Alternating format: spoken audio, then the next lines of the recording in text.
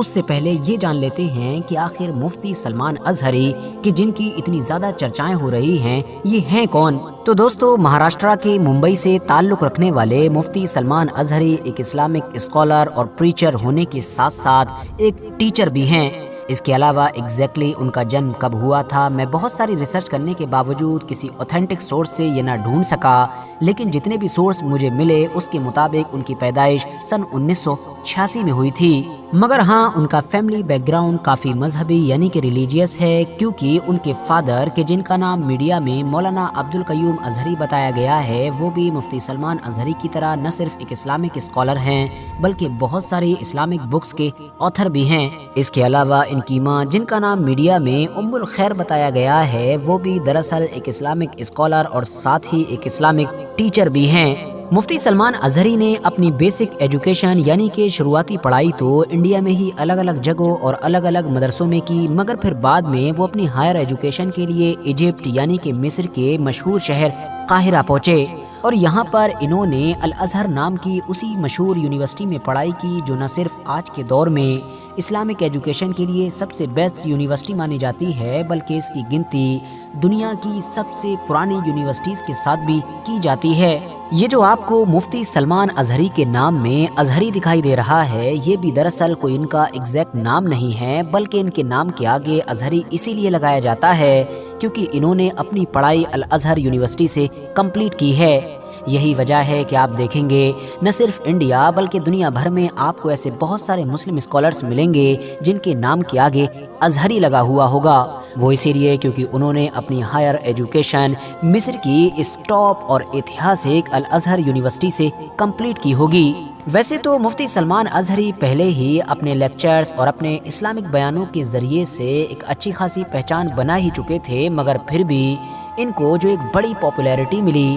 یا یہ کہہ سکتے ہیں کہ جو ان کو پورے انڈیا کے ساتھ ساتھ دنیا بھر میں پہچان ملی، وہ دراصل سن 2021 میں ملی۔ اس وقت کہ جب یتی نرسنگانند نام کے ایک بندے کی طرف سے لگاتار اسلام اور اسلام سے جڑی ہوئی پرسنالٹیز کو ٹارگٹ کیا جا رہا تھا، مفتی سلمان ازہری نے اس بندے کو نہ صرف کاؤنٹر کیا بلکہ حالات تو اتنے آگے بڑھے کہ اس کو مباہلے تک کا چیلنج کر دیا۔ آسان بھاشا میں کہوں تو اس کو اگنی پریکشا کا چیلنج کیا گیا، یعنی مفتی سلمان ازہری نے اس سے کہا کہ اگر تو مانتا ہے کہ تو سچا ہے تو اپنی کتابوں کو لے کر آ اور میں اپنی کتاب یعنی کہ قرآن کو لے کر آتا ہوں، اور ہم دونوں ایک آگ میں کودیں گے۔ ہم دونوں میں سے جو بھی سچا ہوگا وہ بچ جائے گا اور جو بھی جھوٹا ہوگا وہ مر جائے گا۔ اس چیلنج نے مفتی سلمان ازہری کو راتوں رات پوری دنیا میں مشہور کر دیا تھا، یا یہ کہیے کہ ہیرو بنا دیا تھا، کیونکہ نہ صرف انڈیا بلکہ دنیا بھر سے ان کو بہت سارے اسلامک اسکالرز اور مسلم مشہور پرسنالٹیز کا سپورٹ ملا تھا۔ انڈیا کے ساتھ ساتھ پورے دنیا بھر کے میڈیا میں کافی ہیڈ لائنز بھی بنی تھیں، مگر ہاں، یہ اگنی پریکشا کا جو ایونٹ تھا، یا یہ کہیے کہ جو یہ پورا معاملہ تھا،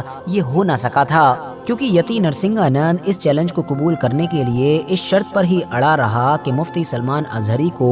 پولیس اور ایڈمنسٹریشن سے اس پورے معاملے کی خود اجازت لینی ہوگی، جبکہ دوسری طرف مفتی سلمان ازہری کی طرف سے یتی نرسنگانند کے اوپر بھاگنے کا الزام لگایا گیا، اور مفتی سلمان ازہری کا کہنا تھا کہ کیونکہ یتی نرسنگانند آ نہیں سکتا ہے اس لیے وہ بہانے بازی کر رہا ہے، ورنہ اس کو بھی پتا ہے کہ پولیس یتی نرسنگانند کو اس پورے معاملے کے لیے اجازت دے یا نہ دے، لیکن مفتی سلمان ازہری کو تو بالکل نہیں دینے والی ہے۔ فی الحال مفتی سلمان ازہری جامعہ ریاض الجنہ کے ساتھ ساتھ ایک ٹرسٹ جس کا نام ہے الامان ایجوکیشن اینڈ ویلفیئر ٹرسٹ، اس کے بھی فاؤنڈر ہیں۔ میڈیا رپورٹس کے مطابق یہ جو ٹرسٹ ہے اس کا مین مقصد ہے لوگوں کو اسلام کے میسیج، اسلام کی تعلیم اور اسلام کی ویلیوز وغیرہ سے فیملیئر کرانا۔ سوشل میڈیا کے الگ الگ پلیٹ فارمز پر بھی ان کے بڑے فالوورز ہیں، مثال کے طور پر یوٹیوب کی ہی بات کر لوں تو ان کے مین چینل پر لگ بھگ 5 لاکھ کے قریب سبسکرائبرز ہونے والے ہیں، جبکہ باقی بھی بہت سارے چینلز پر ان کی الگ الگ ویڈیوز اپلوڈ کی جاتی ہیں جن پر لاکھوں یا پھر یہ کہہ سکتے ہیں کہ ملینز میں